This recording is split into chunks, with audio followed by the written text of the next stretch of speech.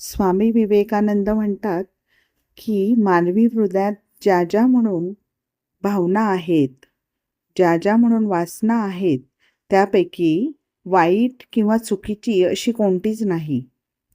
फक्त हळूहळू त्या कह्यात आणून जोवर त्यांना सर्वोच्च उत्कर्ष साधत नाही, तोवर त्यांना अधिकाधिक उच्च वळण लावीत जावयास हवे.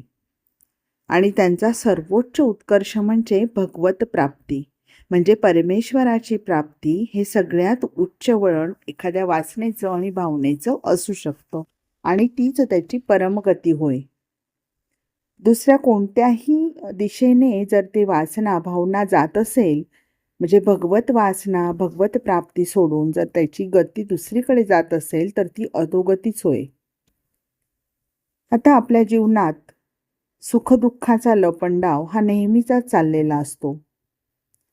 ज्यावेळी एखाद्या माणसाला धन किंवा एखादी सांसारिक वस्तू मिळत नाही, तेव्हा तो दुःखी होतो. म्हणजे ज्यावेळेस त्याला पैसे नाही मिळत, त्याला सांसारिक वस्तू मिळत नाही, त्यावेळेस तो दुःखी होतो. परंतु त्यावेळी तो आपल्या प्रवृत्तीला चुकीचे वळण देतो असं म्हणता येईल, म्हणजे त्याची अधोगती होईल असं म्हणता येईल. हा दुःखाचा जो उपयोग असतो तो कितीतरी चांगलाही करून घेता येईल. म्हणजे मला त्या परमपुरुषाचा, परमेश्वराचा लाभ झाला नाही, म्हणजे भगवंताची मला प्राप्ती झाली नाही, म्हणून जर कोणी दुःखी होऊ शकत असेल, तर दुःखच त्याच्या मुक्तीस कारणीभूत होईल. मूठभर रुपये मिळाल्याने जर तुम्हाला हर्ष होत असेल, तर समजून असा की तुम्ही आपल्या हर्षवृत्तीला चुकीचे वळण देत आहात.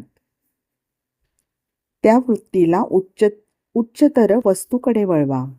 आपल्या जीवनाचे सर्वोच्च ध्येय म्हणजे परमेश्वर, त्याच्या चिंतनात, त्याच्या स्मरणात तुम्हाला आनंद वाटू द्या. त्याच्या आराधनेत आनंद वाटू द्या.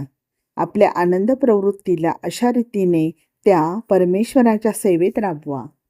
आणि हेच तत्व आपल्या इतर सर्व भावनांना देखील लागू आहे. भक्ताच्या मते त्यातली कोणतीच चुकीची नाही आणि कोणतीच मुळात वाईटही नाही. म्हणून त्यांना वश करून घेऊन तो केवळ त्याची मोड फिरवून देतो. त्या जगाच्या रोखाने वाहत असतात.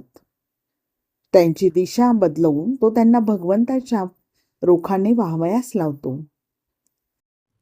म्हणजे स्वामी विवेकानंद असं म्हणतात, की तुम्ही परमेश्वराच्या चिंतनात, स्मरणात तुमचा अधिकाधिक वेळ घालवा, म्हणजे तुमचं मन प्रसन्न राहील आणि तुमच्या मनात पवित्र भावना, पवित्र वासना निर्माण होतील. तुम्ही एकदा त्याचा अनुभव घेऊन बघा, म्हणजे तुमची नेहमी उच्च गती, म्हणजे तुम्ही नेहमी तुमची प्रगतीच होत राहील आणि तुम्हाला यश कधी मिळेल ते देखील समजणार नाही.